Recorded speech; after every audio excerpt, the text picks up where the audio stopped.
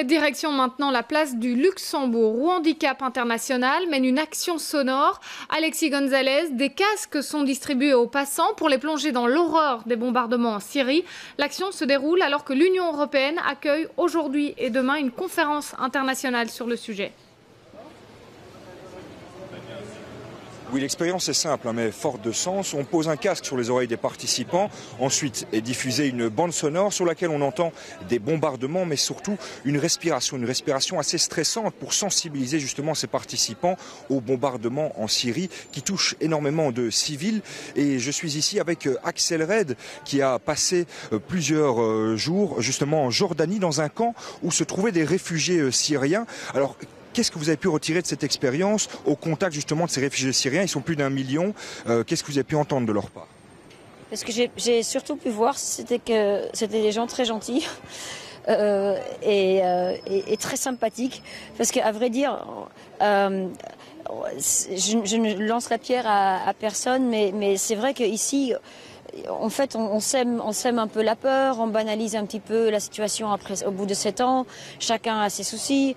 Et donc, du coup, et on se dit, il y a beaucoup de chômage ici, qu'est-ce qu'on va faire avec les réfugiés? Ils vont nous prendre notre travail.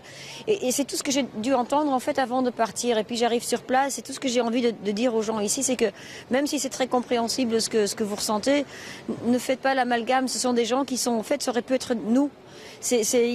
Voilà, ils avaient une toute petite maison, ils avaient un boulot dont ils étaient fiers, une chouette famille. Chacun a perdu au moins un membre de la famille. Tout à coup, ils doivent être là comme presque un mendiant, à être contents de faire des... Si déjà ils trouvent un travail d'un jour, c'est pour vraiment faire les travaux que nous on ne veut pas faire ou que les Jordaniens ne veulent pas faire.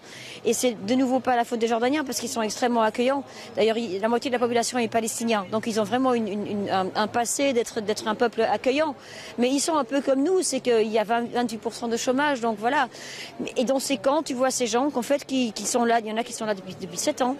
Et ils se disent mais qu'est-ce qui va se passer? Ils ont peur de retourner dans leur pays parce que la situation est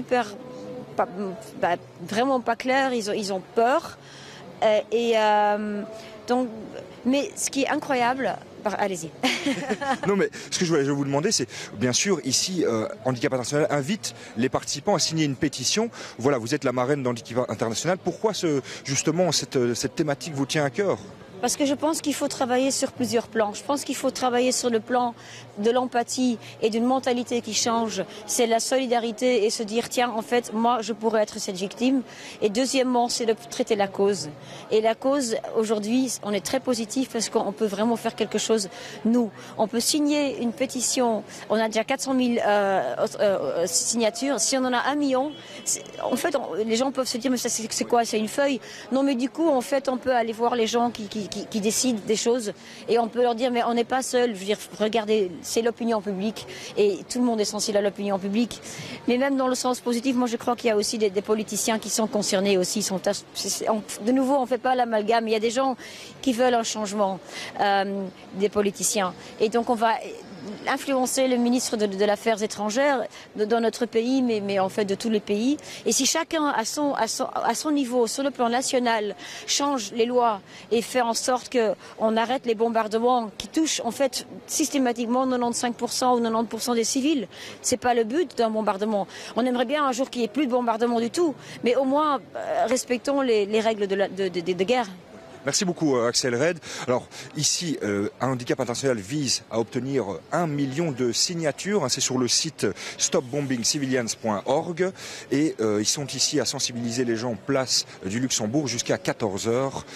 Et ce soir, inauguration d'une exposition à 18 h.